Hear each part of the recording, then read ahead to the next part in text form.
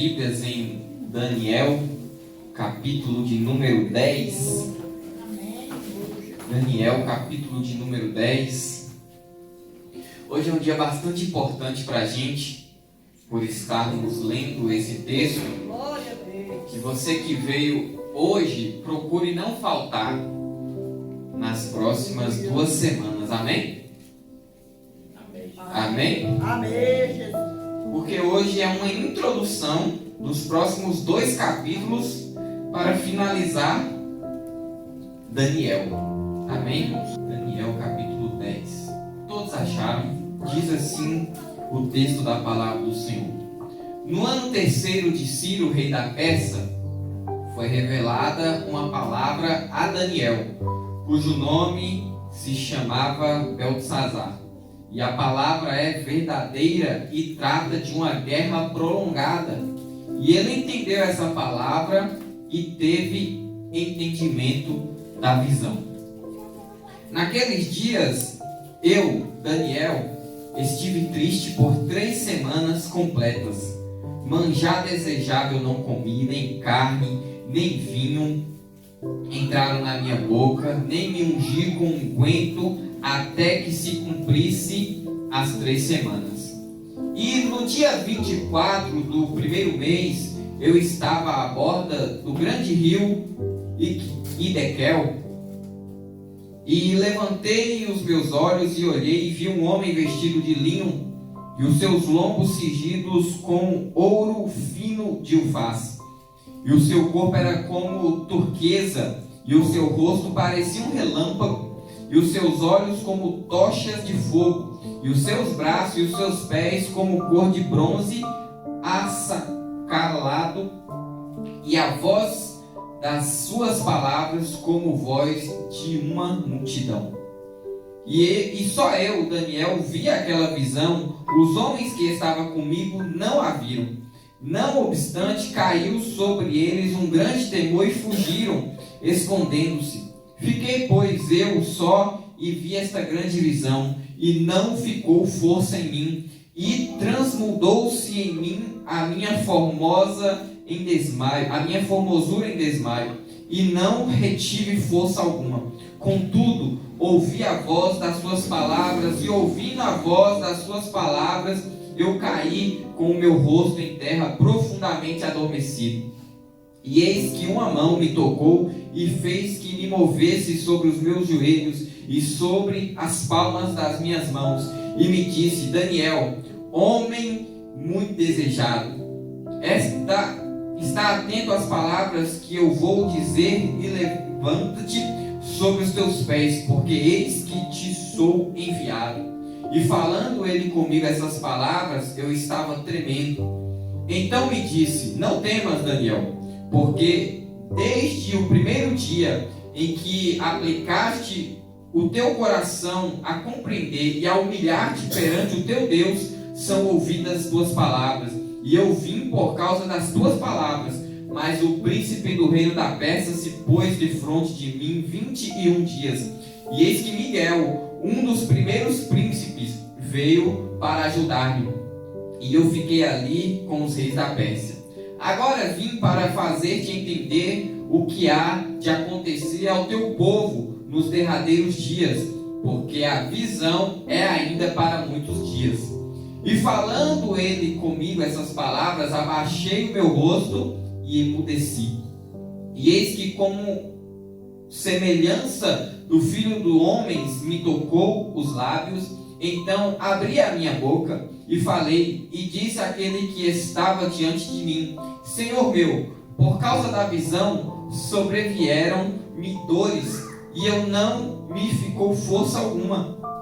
Como, pois, pode o seu servo, desde o meu senhor, falar com aquele meu senhor? Porque quanto a mim, desde agora não resta força em mim, e não ficou em mim fôlego. E uma como semelhança de um homem me tocou outra vez e me confortou. E disse: não temas, homem muito desejado, paz seja contigo, anima-te, sim, anima-te. E falando ele comigo, esforcei-me e disse: fala, meu Senhor, porque me confortaste. E ele disse: sabe por que eu vim a ti? Eu tornarei a pelejar contra o príncipe dos persas, e saindo eu, eis que virá o príncipe da Grécia. Mas eu te declararei o que está escrito na escritura da verdade, e ninguém há que se esforce comigo contra aqueles, a não ser Miguel, vosso príncipe. Senhor Deus e Pai, fala conosco, meu Deus, através da Tua palavra nessa noite tão decisiva para os nossos corações, para nós aprendermos coisas grandiosas de Ti, que nada venha atrapalhar, que nada venha impedir, meu Deus, do Teu entendimento de chegar até nós, da Tua palavra, meu Deus, ser guardada no nosso coração. Usa o Teu servo mais uma vez, o Teu humilde servo que o Senhor vai usar. Venha dar voz, venha dar entendimento para nós, que nós venhamos sair daqui, meu Deus, hoje, meu Pai, com uma nova visão, meu Pai, com algo novo da Tua palavra, em nome de Jesus. Amém, Senhor Jesus. Louvado seja Deus. Podemos assentar e louve ao Senhor com palmas alegres. Glória a Deus. Esse texto que nós vimos, ele é muito lindo. E ele é muito profundo, ainda mais quando nós pegamos o panorama desde o capítulo 1 até chegar nesse ponto aqui. É algo muito importante quando nós prestamos atenção em capítulo por capítulo, porque nesse ano aqui, Daniel ele já está bem mais idoso, né? Cerca de 84 para 85 anos de idade, ou seja, já está bem velhinho. Daniel, ele já está, Deus abençoe, ele já está com a idade bem avançada. Ele dá a data do texto aqui no ano 3º de Ciro, né? Nós sabemos que o povo de Deus ficou no cativeiro durante 70 anos, né? Nós vimos semana passada a respeito das 70 semanas de Daniel, né? Cada semana corresponde a um ano, né? Que nós podemos ver separadamente o anjo falando das 7 primeiras, depois fala de 62 e depois fala de uma que ainda irá acontecer, né? 49 anos depois, 434 anos depois, mais 7 anos, que corresponde os 7 anos de tribulação. No meio disso tem a pausa, que é o período da igreja. Os irmãos lembram disso? Então vamos lá. Aqui ele está, quando nós entendemos as 70 semanas, é importante a gente entender para a gente chegar nesse ponto aqui, da qual ele fala. Porque quando Daniel descobriu na palavra de Deus que o cativeiro duraria 70 semanas, ele fez as contas e ainda faltava um ano. Então, quando ele descobre as 70 semanas, ainda falta um ano. Aqui passa o ano, aí vem o ano da libertação, e aqui é um ano depois do povo de Deus, tudo aproximadamente, tá? Não é exatamente um ano que eu falo, mas é tudo aproximado. Então, aproximadamente depois de um ano que o povo de Deus foi liberto, Ciro, o rei da Pérsia, esse Ciro aqui, em outro texto, ele é chamado de servo.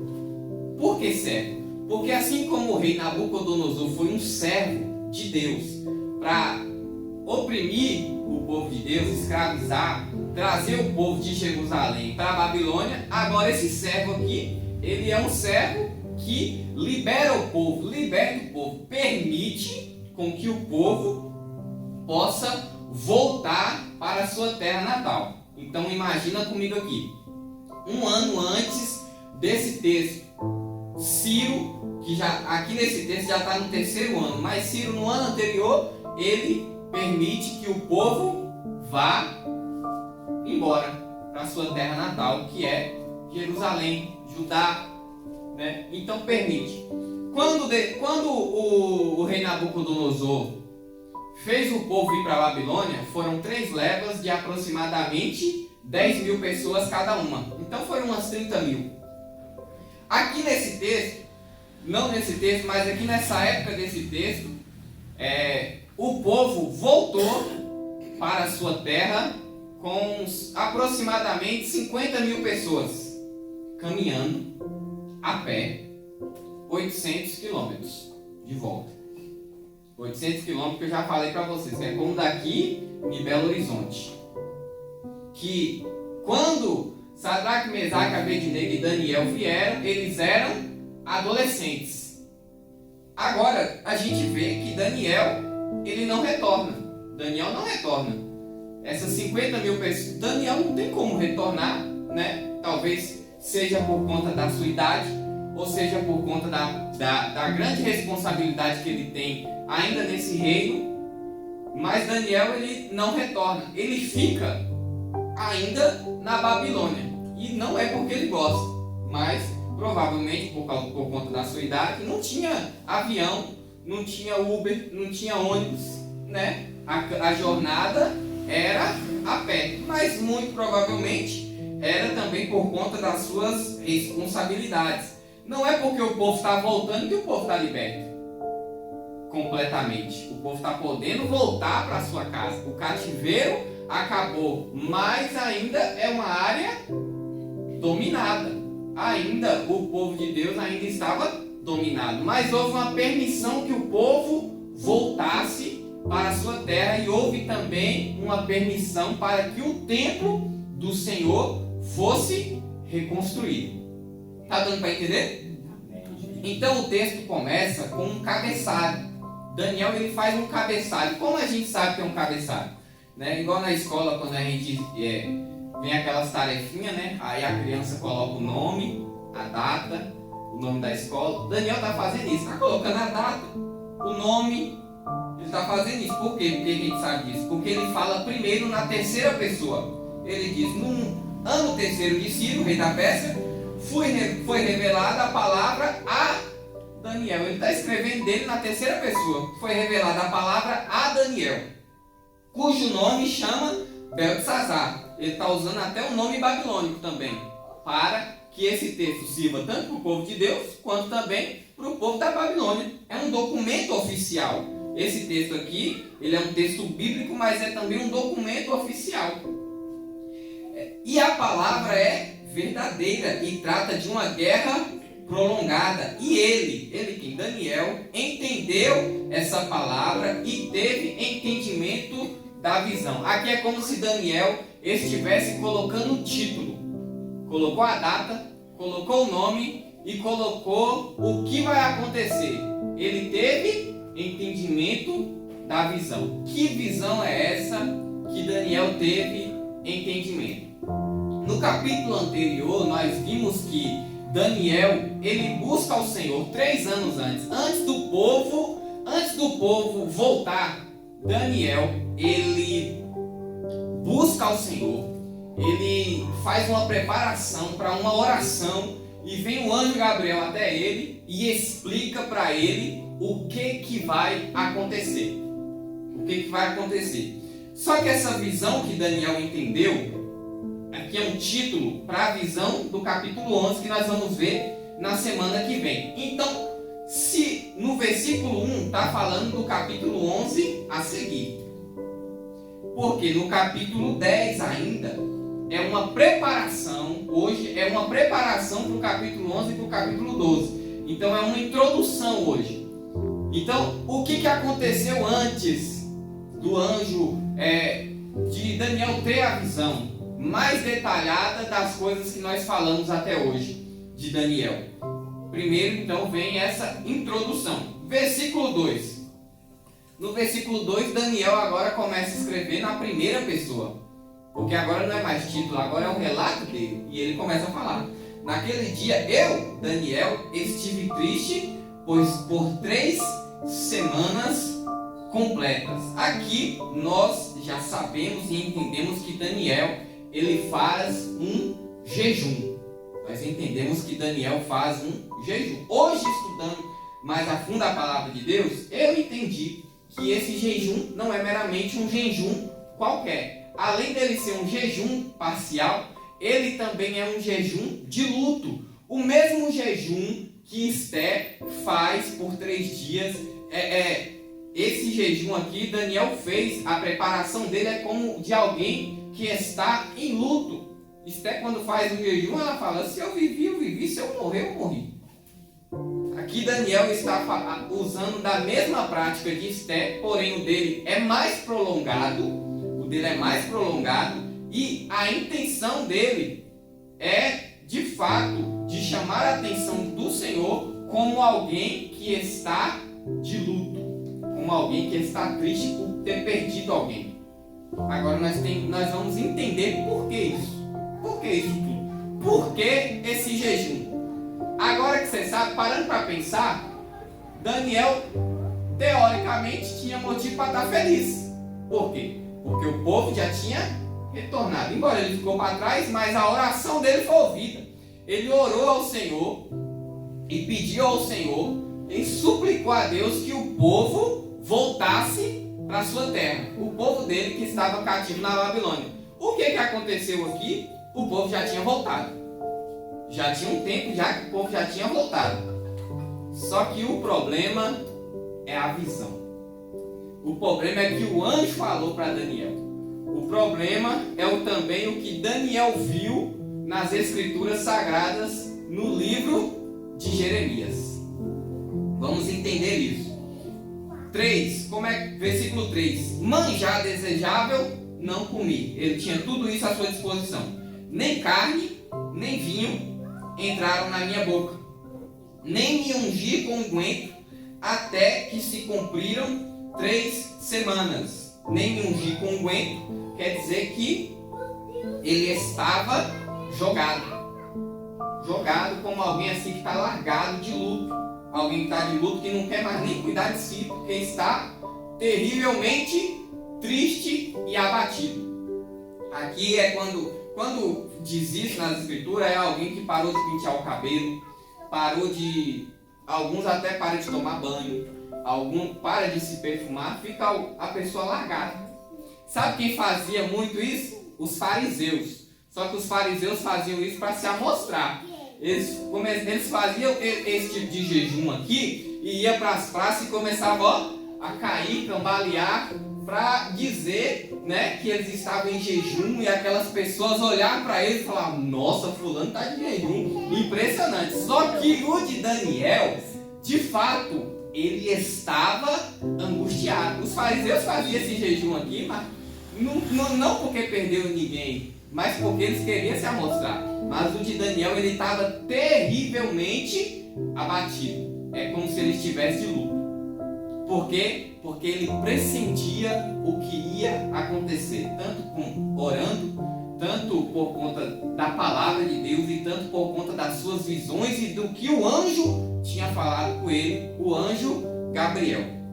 Então, esses 3 versículos, eles trazem esse contexto para nós, que é: Daniel está abatido, o seu povo está retornando, mas Daniel viu nas escrituras que o povo ia sofrer perseguição. O povo ia sofrer. E toda essa luta, essa dificuldade, está escrita no livro de Esdras e Neemias, onde o povo tem uma grande dificuldade para reconstruir o templo. O povo de Deus ficou 70 anos no cativeiro. No ano de 536 a.C., o templo foi destruído. 70 anos depois, o templo é reconstruído. Então, o mesmo castigo que foi para o povo, o templo sofreu também, né? O povo teve que reconstruir esse templo. Então, no versículo 4: e no dia 24 do primeiro mês, eu estava à borda do grande rio Hidekel. No dia 24 do primeiro mês, que é dia 24 de janeiro. É interessante que para nós é setembro, porque o calendário ele é diferente, mas é o primeiro mês do ano judaico, onde é celebrada a festa das primícias, né, a Páscoa, e onde também o povo tinha que tirar o fermento de casa. Todo fermento, não podia ficar um grão de fermento, porque o fermento representa o quê? Quem lembra do pastor Kleber pregando? Fermento representa pecado. Fermento representa pecado. E era ordenança, tinha que tirar todo o fermento, né? E Jesus falou também depois: um pouquinho de fermento leveda, se referindo a pecado. Então era nessa época. E ele estava à borda do grande rio Equidel. Também em alguma Bíblia está diferente o nome do rio? Tigre, né? Não é de quem mais está Tigre? A sua. Então, em algumas é a mesma coisa, é o mesmo rio. Só que em algumas pode mudar o nome, mas é o mesmo rio. Que rio é esse? Esse rio é um dos 4 rios lá do Jardim do Éden, que tem o Eufrates, tem o Tigre e tem mais 2 que eu esqueci o nome, mas é um dos 4 rios do Éden, esse Tigre que fica lá naquela região onde era a antiga Babilônia.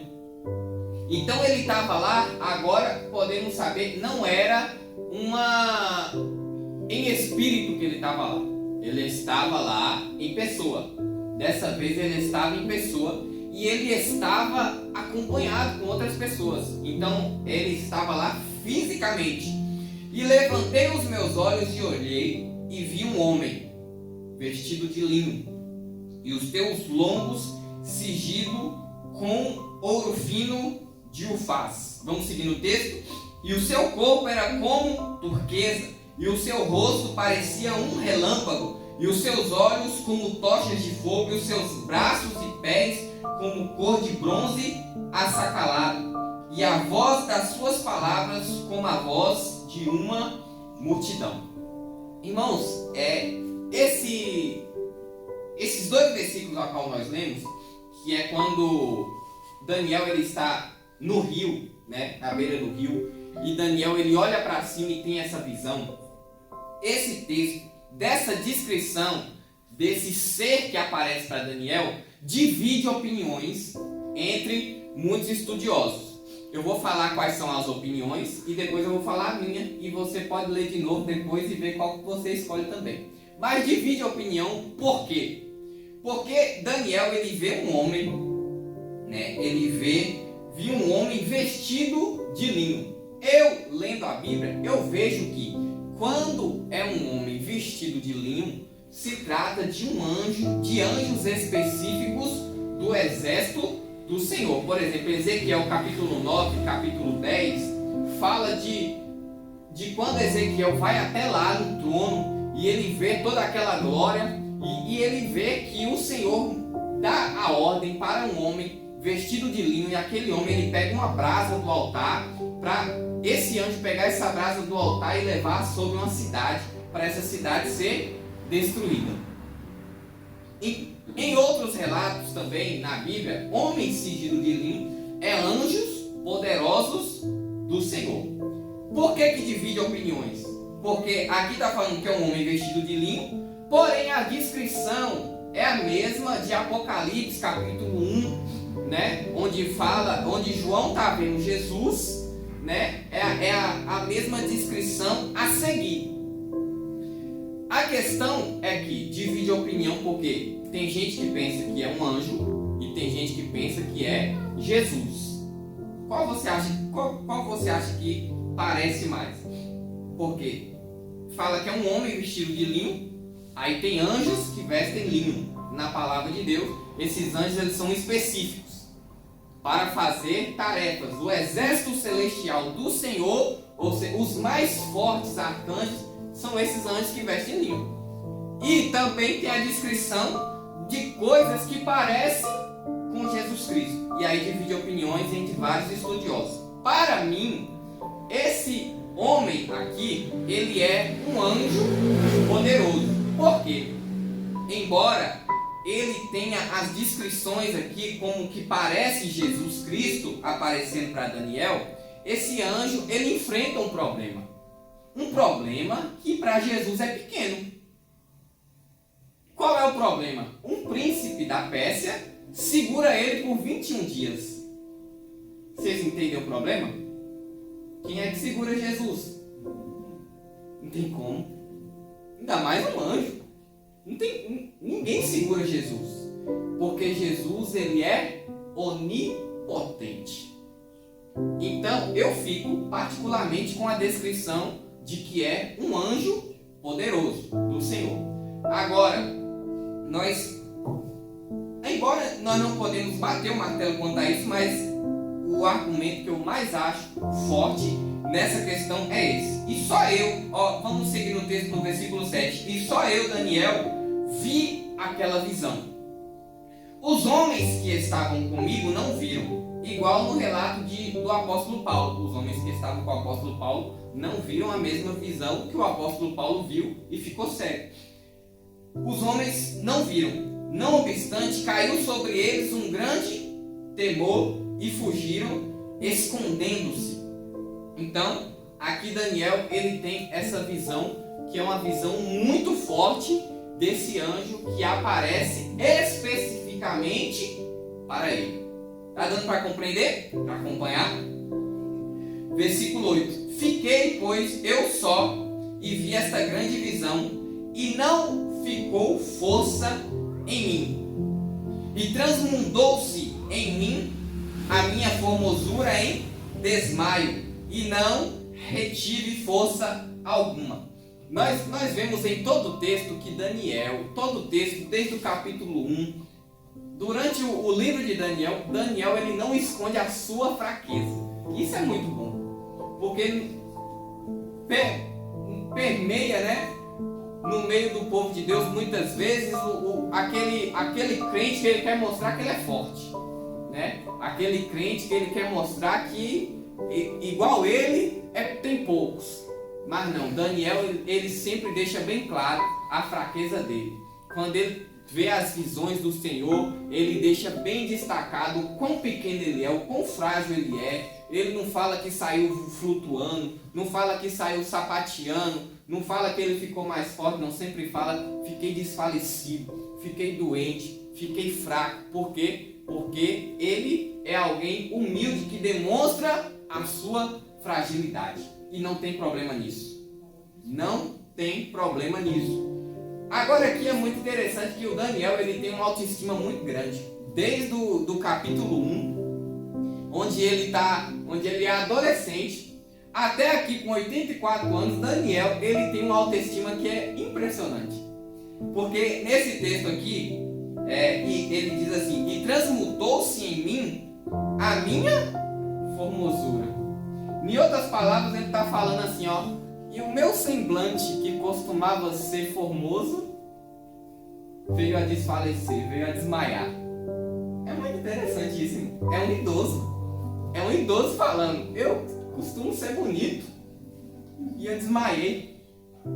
Ele sempre demonstra a sua fraqueza, mas uma coisa que ele sabe é que ele é bonito.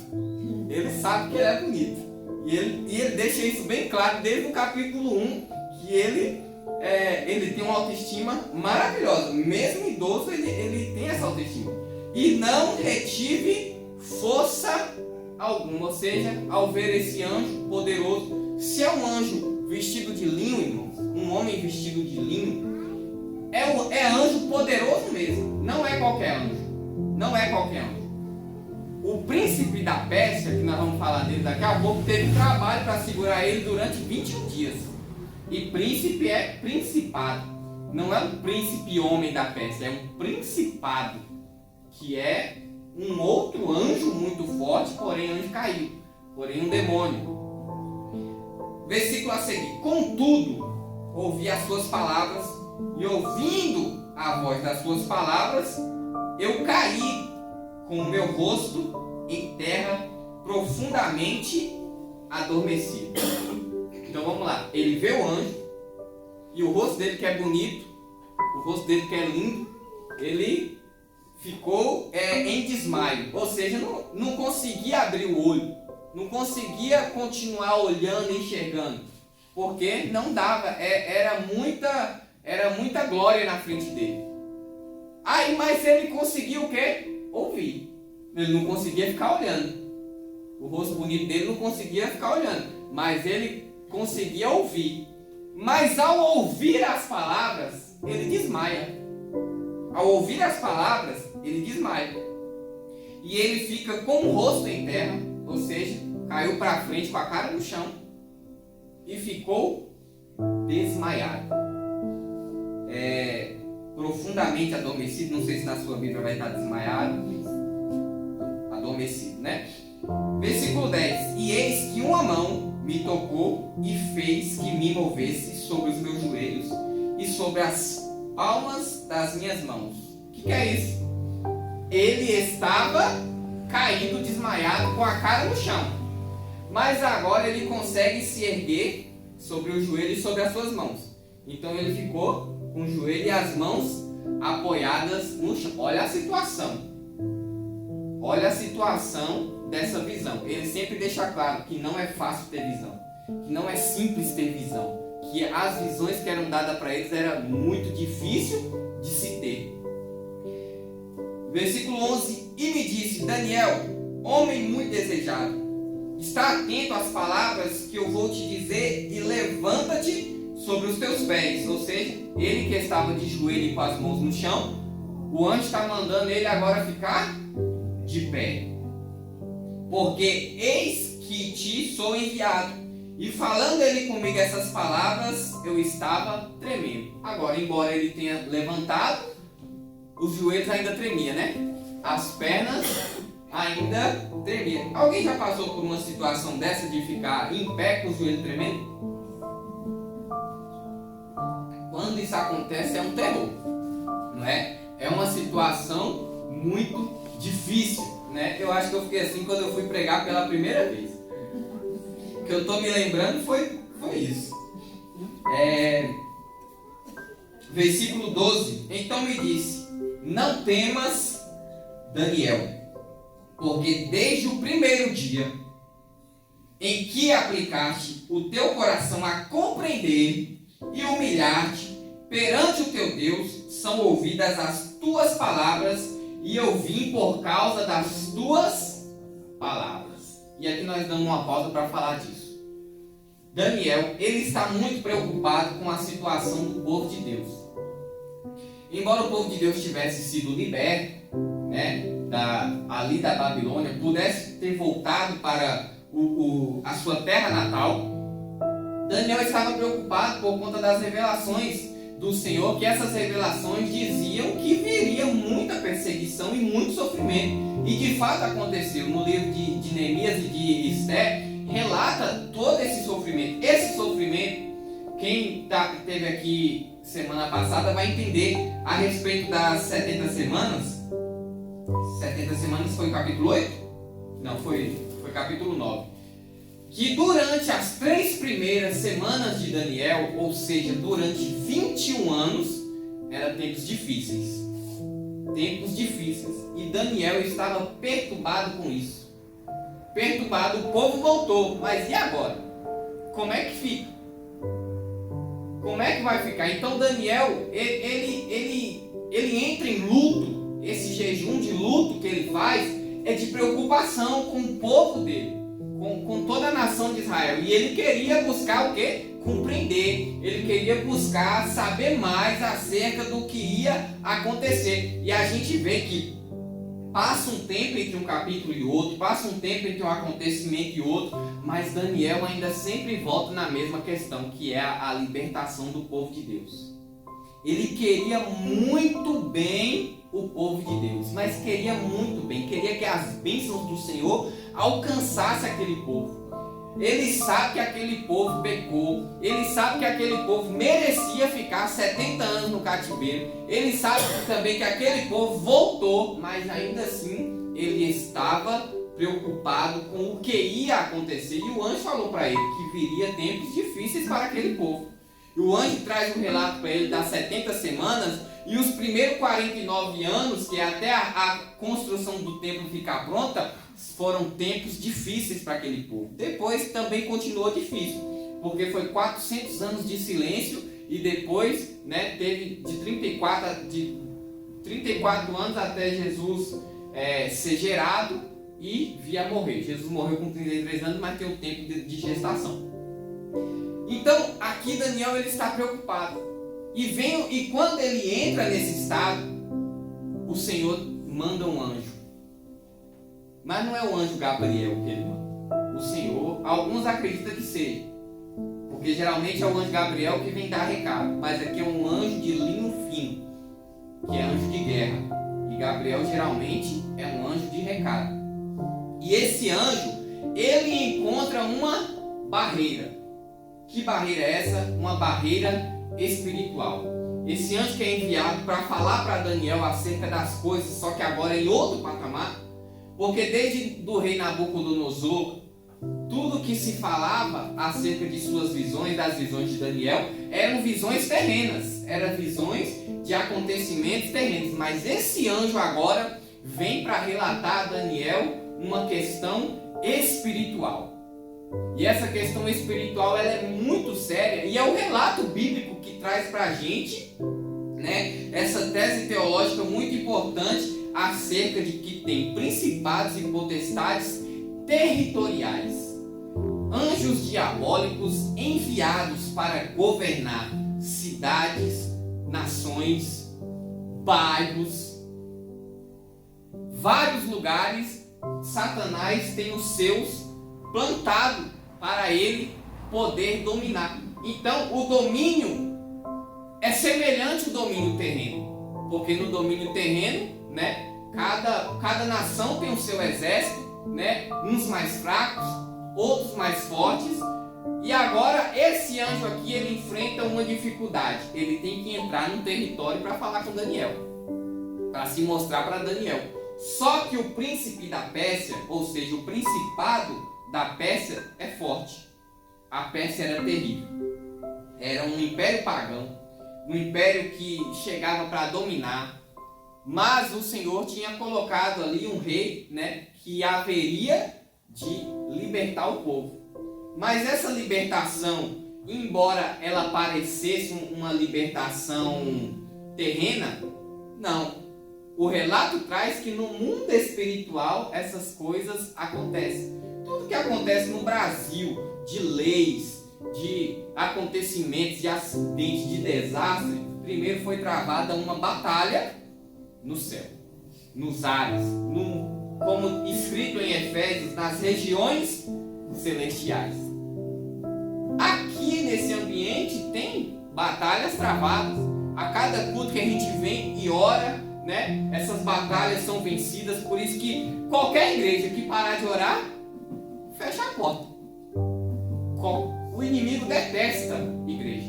Detesta um povo de Deus reunido para ouvir uma palavra. Detesta um povo de Deus reunido para adorar o Senhor, para fazer orações. Ele detesta. Se o povo parar de orar, acaba. Então a oração, o jejum de Daniel, toda essa preparação em jejum e oração e súplica, trouxe para esse anjo, né, uma resposta. Qual foi a resposta? Mas o príncipe do rei da Pérsia, versículo 13, o príncipe do rei da Pérsia se pôs defronte de mim 21 dias, e eis que Miguel, um dos primeiros príncipes, veio para ajudar. E eu fiquei ali com os reis da Pérsia. Ou seja, o jejum de Daniel trouxe uma resposta para esse anjo que haveria de vir até Daniel. E foi uma ajuda. O príncipe Miguel, que é um principado, um arcanjo, um anjo de guerra, que ele em outros relatos diz que é um dos primeiros anjos do Senhor. Ou seja, é um anjo de muita importância. Falando desse anjo, esse anjo, ele é um anjo que ele é destinado exclusivamente a cuidar de Israel. Então o que está acontecendo aqui? Esse anjo está saindo de Israel e está indo até Daniel, lá na Pérsia, na Babilônia, onde Daniel estava nesse rio. O anjo é impedido, mas vem Miguel, que é um anjo de Israel, ajudar esse anjo de linho fino. Esse anjo já não é fraco.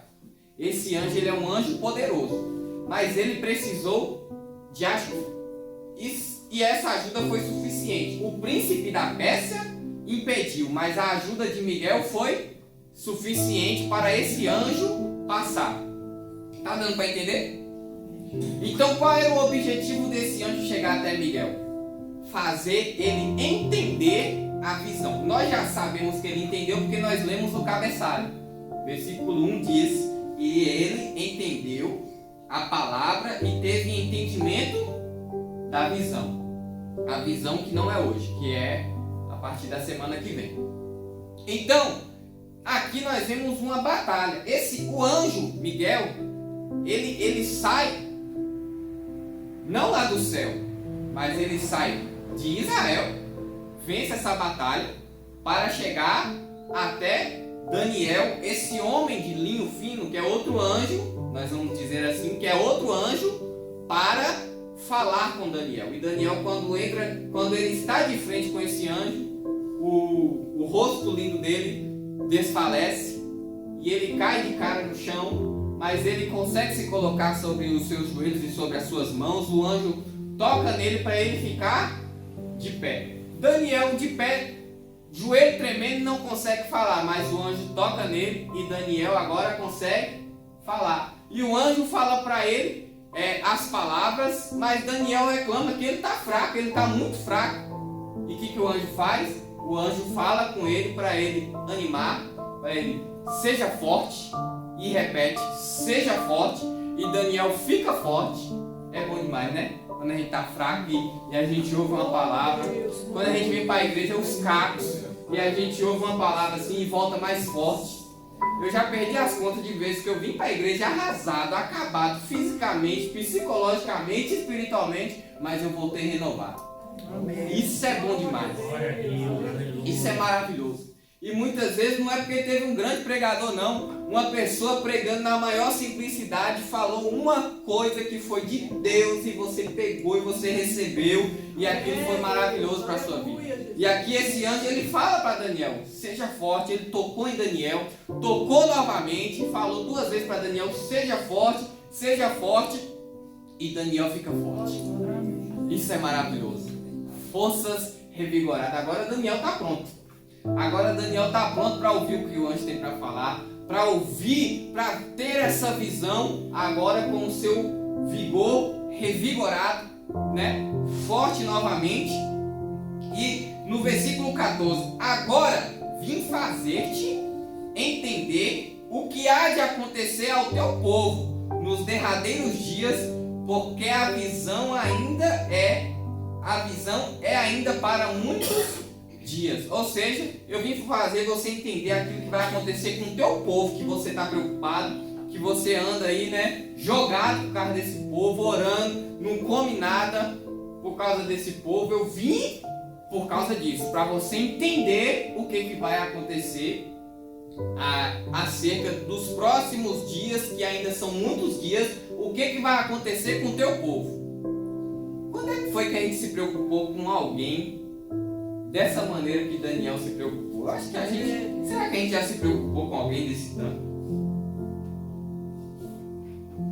Eu lembro de Moisés, o povo pecando. Deus vira para Moisés e fala assim: Moisés, eu vou matar esse povo e vou fazer um negócio só entre eu e você. Moisés fala: Deus, arrepende-te do que você está falando. Não, Deus, arrepende-te disso que o Senhor está falando. O que as nações vão falar? Se fosse outros, mata logo, Deus.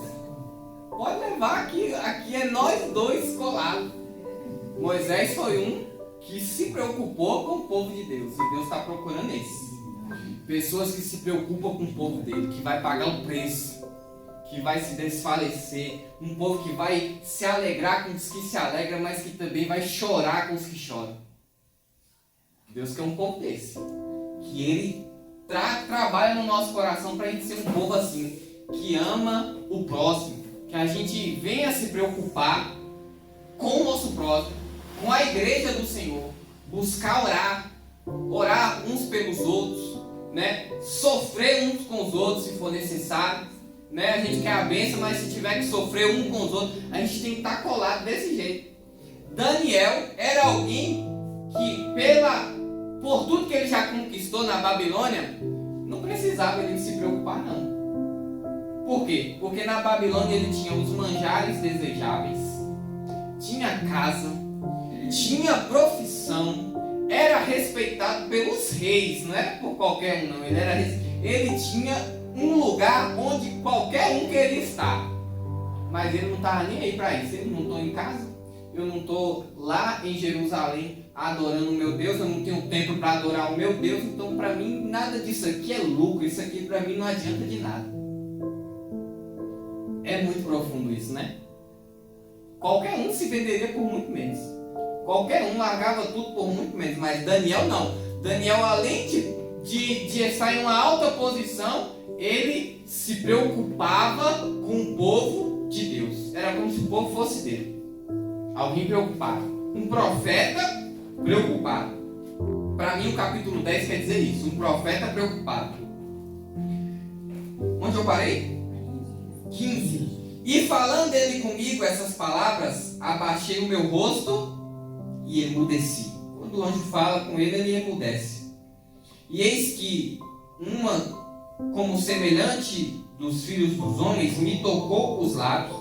Então abri a minha boca e falei, e disse àquele que estava diante de mim: Senhor meu, por causa da visão sobrevieram dores, e não me ficou força alguma. Ou seja, ele não conseguia falar, mas quando ele foi tocado, ele conseguiu falar. E quando ele conseguiu falar, ele falou: não estou aguentando. Eu não estou aguentando, é muito, muito forte isso aqui. Eu estou sentindo dores e minhas forças acabaram. 17. Como, pois, pode o teu servo deste meu senhor falar com aquele meu senhor? Porque quanto a mim, desde agora não resta força em mim, e não ficou em mim fôlego. Irmãos, a situação está crítica aqui. E uma, como semelhante de um homem, me tocou outra vez e me conformou. Na versão de vocês alguma está diferente?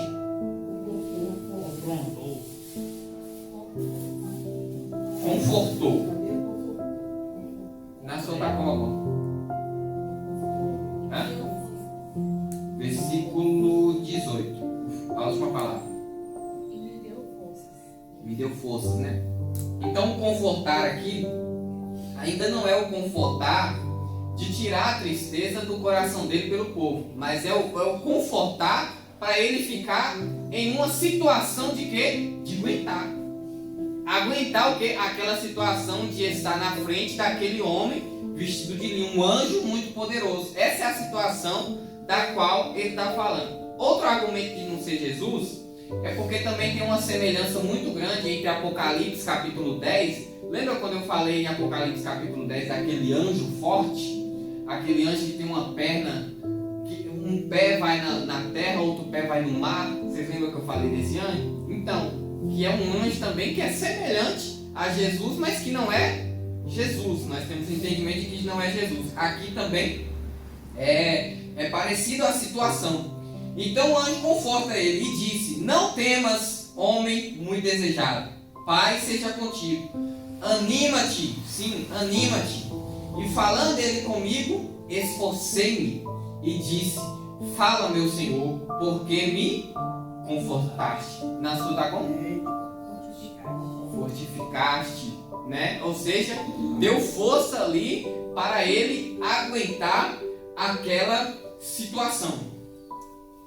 E o anjo continua e disse: sabe por que eu vim a ti? Sabe por que eu vim a ti? Eu tornarei a pelejar contra o príncipe dos persas. Vamos relembrar uma coisa. Quando Nabucodonosor tem aquela visão daquela estátua de ouro, ele é a cabeça de ouro. Depois o que? Tem os braços e o peitoral de prata, né? Cintura para baixo, bronze, depois madeira. Madeira com ferro. Então, a situação aqui era a seguinte: já tinha passado a cabeça de ouro, que era Nabucodonosor, que é o rei da Babilônia, e estava na época já dos persas. Só que antes dos persas tinha vindo os medos, que juntamente é medo-persa, mas era império diferente. Mas quando Daniel vê o peitoral, ele está na época do peitoral de prata, mas já bem avançado, porque já tinha passado os medos e agora os persas. conforme ele interpretou na visão do rei Nabucodonosor, estava acontecendo. Estava acontecendo. E aqui, esse anjo, ele guerreia contra o príncipe da Pérsia. O principado, aqui é espiritual, é batalha de anjos nas regiões celestiais. E esse anjo está falando para Daniel: eu vou voltar a pelejar contra o príncipe dos persas. Ou seja, ele enfrentou uma dificuldade de chegar até Daniel durante 21 dias, né, enquanto Daniel estava em jejum. Só que o anjo está falando: eu vou voltar e vou lutar com ele novamente. É isso que o anjo está falando para Daniel. E saindo eu, eis que virá o príncipe da Grécia, conforme as visões de Daniel. O anjo está confirmando para ele: eu vou voltar, vou lutar com o da Pérsia, depois vai vir o da Grécia. Mas eu, versículo 21, mas eu te declararei o que está escrito na escritura da verdade, e ninguém há que se esforce comigo contra aqueles, a não ser Miguel, vosso príncipe. Para nós entendermos, ele está falando que vai voltar para lutar contra o príncipe da Pérsia, está avisando para Miguel: futuramente tem um da Grécia ainda que eu vou pelejar contra ele. Só que é muito forte esse texto. Eu não sei se você entendeu aqui, mas o que o anjo está falando é: eu e Miguel é suficiente. Olha o que o anjo está falando para Daniel. Eu e Miguel é suficiente. Não tem ninguém para ajudar a gente. Mas eu e Miguel, a gente vai enfrentar essas duas batalhas. E isso é muito forte. Porque quando desceu do céu, foi 1/3 dos anjos corrompidos por Satanás perderam o direito de estarem nas mansões celestiais, junto com Deus. Esses anjos caídos, embora 1/3 é muito, suficiente para dominar tudo que é lugar da terra. Mas os anjos do Senhor não precisam ser tantos para vencer as batalhas. Não precisa ser tantos. Ele está falando para Daniel aqui, ó: mas eu declararei o que está escrito na escritura da verdade. Ou seja, ele está falando ainda que vai falar para Daniel capítulo 11 e 12. E não há ninguém que se esforce comigo contra aqueles, a não ser Miguel, vosso príncipe. Por que vosso príncipe? Porque Daniel fazia parte do povo de Deus. E o príncipe que governa as regiões celestiais, toda a região lá de Israel, é o príncipe Miguel, é o anjo Miguel. Então nós já vimos muita coisa na igreja, né? Desceu Miguel, desceu Gabriel com a espada na mão, e Miguel está aqui. Só que Miguel nunca está. Porque Miguel, ele é destinado a cuidar de Israel exclusivamente. Recentemente teve umas guerras lá, umas batalhas, que, meu Deus do céu, a defesa de Israel, ela é linda, coisa linda, que somente é sobrenatural o que acontece. Em poucos dias, os terroristas lançaram milhares de mísseis contra Israel.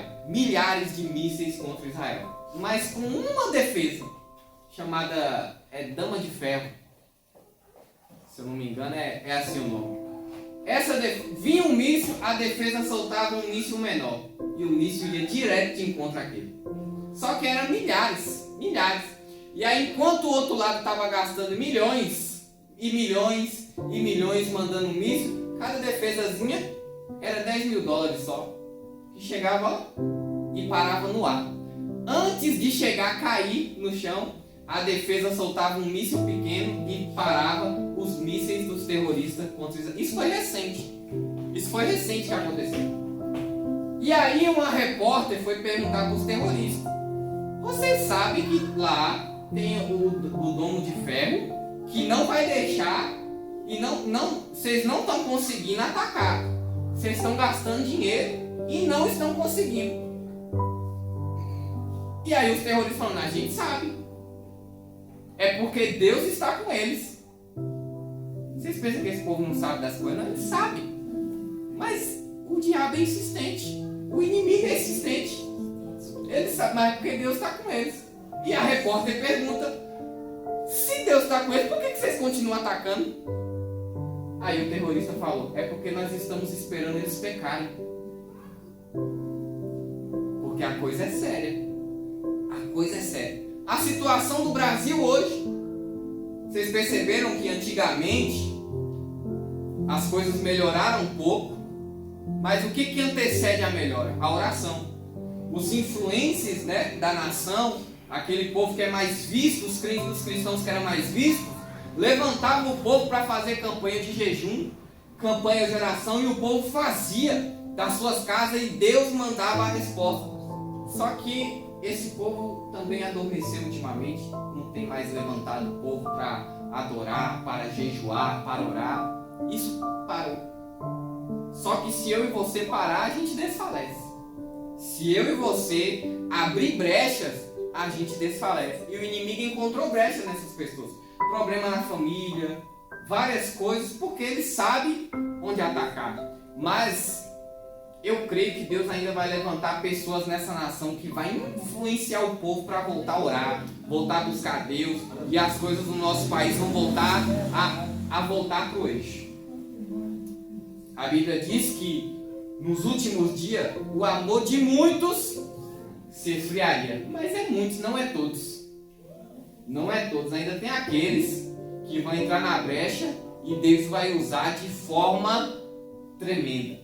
Irmãos, as religiões celestiais, o que acontece é coisa séria. Nós temos que ter um equilíbrio quanto a essa questão. Por quê? Porque a Bíblia, se essa questão fosse para a gente dominar, a Bíblia ia falar disso assim, ó, de forma bem clara, de tudo, e a gente ia ser especialistas em anjo e demônio. Só que nós não somos.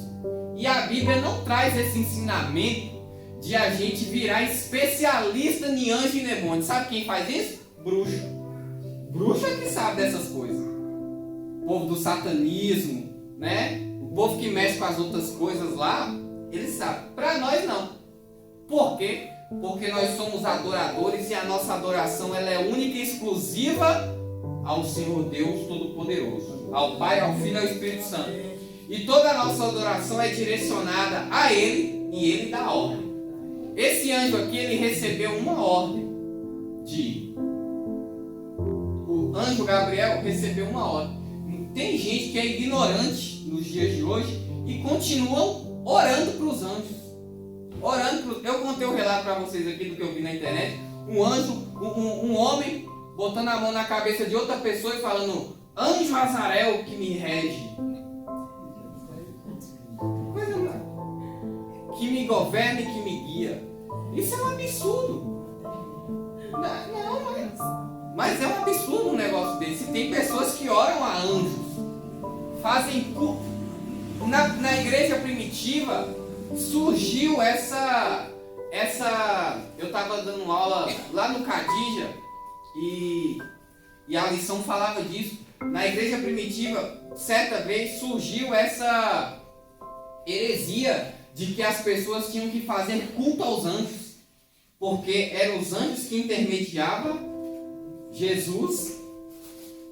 Aí, só que essa doutrina ela era combatida pelos apóstolos, pela igreja primitiva, porque isso é um paganismo, adoração aos anjos. Só que nós também somos advertidos na palavra de Deus para não subestimar os ardis de Satanás. Que é isso?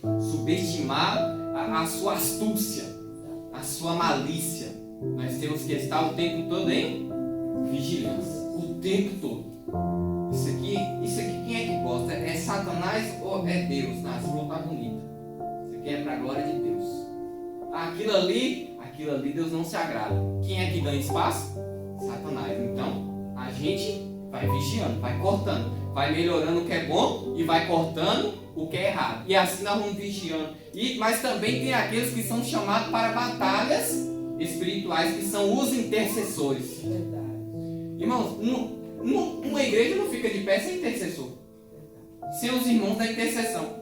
Eu costumo dizer que a base da igreja é intercessão, adoração e palavra. Tem que ter os três. Se faltar um, a igreja capenga. Se faltar palavra, a igreja capenga. Se a igreja não adorar a Deus, vai ficar adorando outras coisas. Vai adorar coisa material. A adoração tem que ser ao Senhor. O Senhor, no primeiro mandamento, já cobra a adoração. Primeiro mandamento, adoração. Já que é adoração. Adorai ao Senhor teu Deus. Ou seja, Ele quer adoração. Tem os pregadores hoje que ele fala assim: o Senhor, a palavra de Deus diz que o Senhor está procurando os verdadeiros adoradores.